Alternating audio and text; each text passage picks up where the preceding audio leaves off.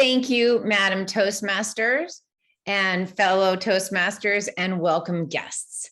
In preparation for today's speech, I've researched the history of unionization in this country in light of something you may all have read about in the newspaper, which is Starbucks Workers United campaign, which, as of the writing of this speech, has reached 101 stores in 26 states. This means roughly 1 out of every 100 corporate-owned Starbucks cafes has now announced a public union drive. So, in order to better understand what this Starbucks unionization effort is all about, in today's speech, I plan to cover the role unions play in wealth generation and economic stability for the American worker. It's been a policy of the United States since the adoption of the National Labor Relations Act in 1935 that all workers have the freedom and the right to seek better working conditions without what we call the fear of retaliation. With the adoption of the LRA came the right for workers to engage in what we call collective bargaining. Collective bargaining is the ability to negotiate and renegotiate bargained contracts and agreements as a worker. It's important to note that this freedom is not just recognized here in the United States, but it is a key element of international human rights conventions. In fact, in the UN Universal Declaration of Human Rights, this right is considered what's called an enabling right, meaning that it's fundamental to protecting other rights that are also in the convention.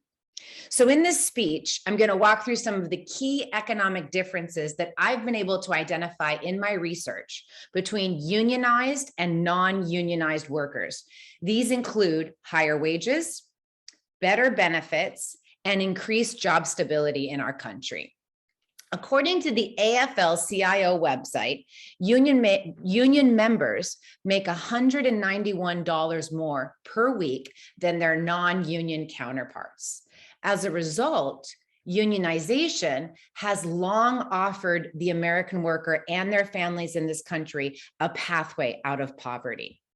According to a study in 2017 called Building Middle-Class Wealth Through Unions, unionization helps households by raising incomes, increasing benefits, and improving the quality and the stability of jobs. This wealth building opportunity is important because along with it comes the ability to rebuild our middle class.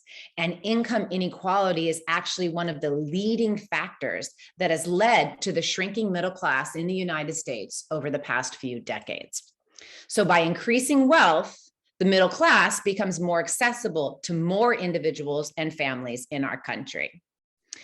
Another thing that this does, which is critically important, is the rebuilding of the middle class helps to narrow the racial wealth divide that exists in this country.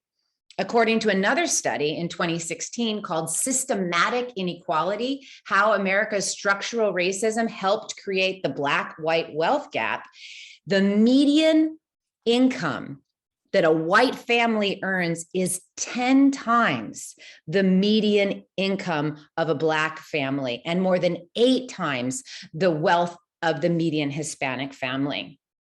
But wages are not the only factor union membership addresses. Benefits such as pension plans and insurance plans grow wealth and increase stability for working families.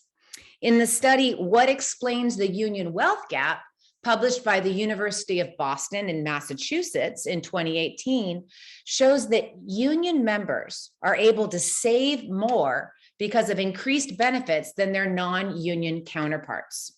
So this is pension plans, health insurance, and even life insurance reduces the amount that union members need to spend from their own savings during periods of illness or income loss. When you have additional savings such as this, you can put and invest in other wealth generating activities, such as savings toward a child's college education or the purchase of a home. At this point, every single one of you in this room has experienced recessions and economic downturns in your lifetime. But we've also now experienced a global pandemic, which has induced a devastating economic impact on many, many people in this country. It's really not hard to see how a stable pension plan or health insurance plan is critical to economic stability in times like these.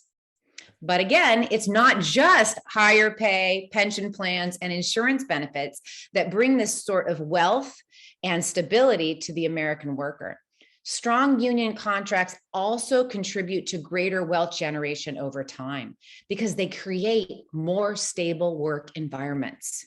Protections for such things as dispute resolution allow for workers to stay with a single employer for a longer period of time.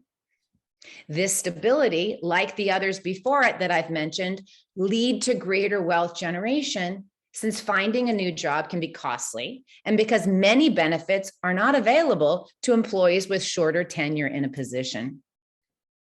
In preparation for this speech, I spoke with Richard Edwards, who was retired after a long union career with the plumbers and pipe fitters.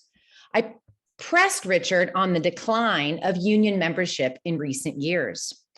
He responded that no one has ever proven that unions are bad for people.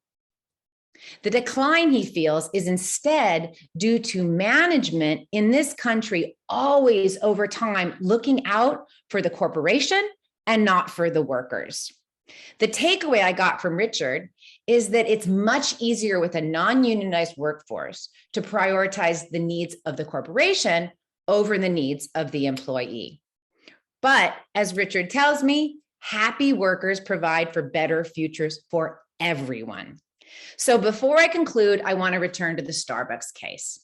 Although the newly formed Starbucks Workers Unions has not yet presented an official demand on the company, it's been stated that what the workers hope for is a 25-hour minimum wage for baristas, plus improvements to company-provided benefits like mental health care plans. From what I've shared in this speech, by now you can see how Starbucks Workers United Union would help unionized employees by raising workers' incomes, by increasing workers' benefits, and by improving the quality and the stability of their jobs. So if you share the belief that this is a good thing, perhaps next time you head into a Starbucks for a drink, you might consider wishing your barista good luck. Madam Toastmaster.